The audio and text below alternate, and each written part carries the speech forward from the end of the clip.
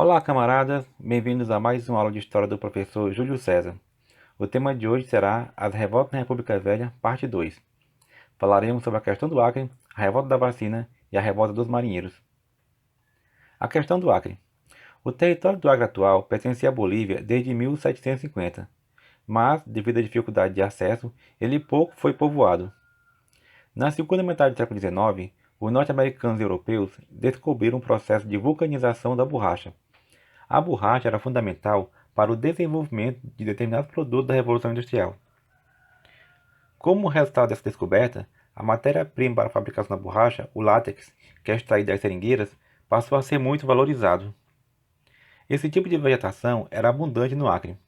Milhares de brasileiros foram para lá em busca de emprego e fonte de renda.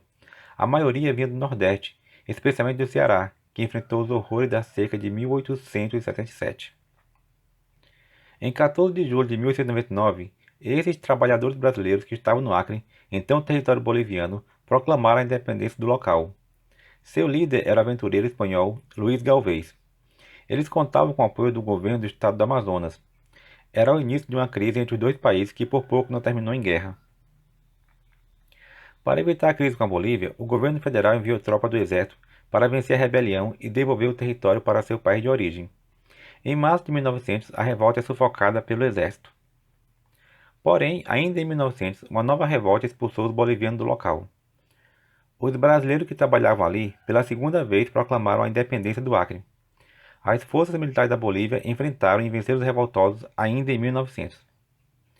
Em 1902, o militar brasileiro Plácido de Castro organizou a Revolução Acreana, proclamando pela terceira vez a independência do Acre.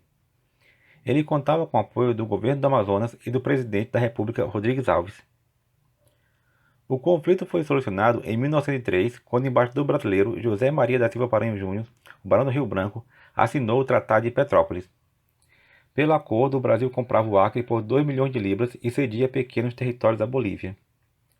Ainda se comprometia a construir a estrada de ferro Madeira-Mamoré, que garantiria aos bolivianos uma saída para o mar. Revolta da vacina. A capital do Brasil, no início do século XX, a cidade do Rio de Janeiro, estava da seguinte forma. Era um amontoado de casebres desorganizados, havia lixo amontoado pelas ruas, proliferavam doenças graves como a varíola. Para resolver a situação e modernizar a capital do país, o presidente Rodrigues Alves nomeou Pereira Passos para prefeito do Rio de Janeiro e Oswaldo Cruz para diretor da Saúde Pública. Juntos, eles elaboraram um plano de modernização que previa o alargamento de ruas e avenidas, além de obras públicas de embelezamento do espaço urbano e combatesse a proliferação de doenças. A questão é que esse plano não respeitava os moradores mais pobres. Estes eram desalojados de seus casebres, que depois eram demolidos. Essa população pobre ia morar em lugares mais distantes, dando início à favela na cidade. A procura por novas moradias fez aumentar o preço dos aluguéis. Ao mesmo tempo, para combater a varíola, o médico sanitarista Oswaldo Cruz sugeriu a vacinação obrigatória da população. Políticos de oposição, parte da imprensa e dos militares se aproveitaram da insatisfação popular para criticar o governo, incentivando o ódio do povo à vacina, criticando inclusive a sua eficácia. Do dia 10 a 16 de novembro de 1904, o ódio da população veio à tona com uma série de conflitos de ruas com policiais e agentes de saúde contra a vacinação obrigatória. Um grupo de militares se aproveitou da situação para tentar um golpe de Estado que foi mal sucedido. O governo conseguiu sufocar o movimento, prendendo vários manifestantes e mandando alguns deles para o distante Acre. A lei foi modificada, retirando a obrigatoriedade da vacina. A Revolta dos Marinheiros, também chamada de Revolta da Chibata. No início do século XX, a Marinha expressava a diferença de classe social e de preconceito étnico no Brasil. Os oficiais eram brancos, oriundos das elites. Os marinheiros eram, em sua maioria, negros, oriundos das camadas mais pobres da população. Na Marinha ainda existiam castigos físicos como nos tempos da escravidão. Já havia entre os marinheiros um movimento de combate a esses castigos físicos.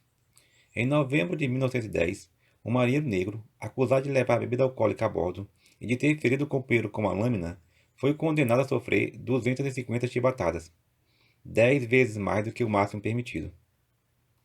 Os marinheiros do encouraçado Minas Gerais, onde ocorreu esse episódio, se revoltaram e assassinaram 6 oficiais, entre eles o comandante do navio. Os marinheiros encouraçados São Paulo e Deodoro, além do cruzador Bahia, aderiram ao movimento. Sob a liderança de João Cândido, os marinheiros escreveram uma carta ameaçando bombardear a capital do país se não fossem atendidas as suas reivindicações: o fim dos castigos corporais, uma melhor alimentação para as tropas, a anistia para os amotinados. O Congresso aprovou uma lei pondo fim aos castigos físicos praticados na Marinha e anistiando os revoltosos. O governo federal concordou com os termos, desde que os marinheiros se entregassem. Mas, quando eles entregaram as armas e saíram das embarcações, alguns foram expulsos da Marinha.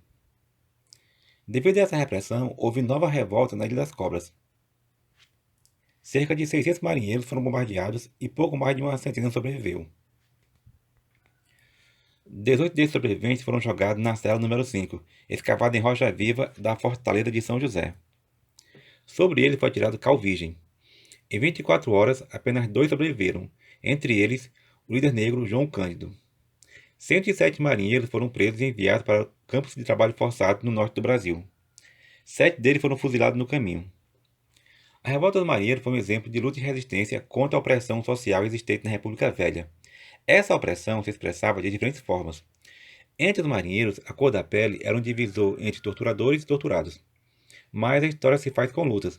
E nessa luta podemos dizer que o líder negro João Cândido colocou seu nome acima de qualquer almirante branco que tratava os subordinados como escravos.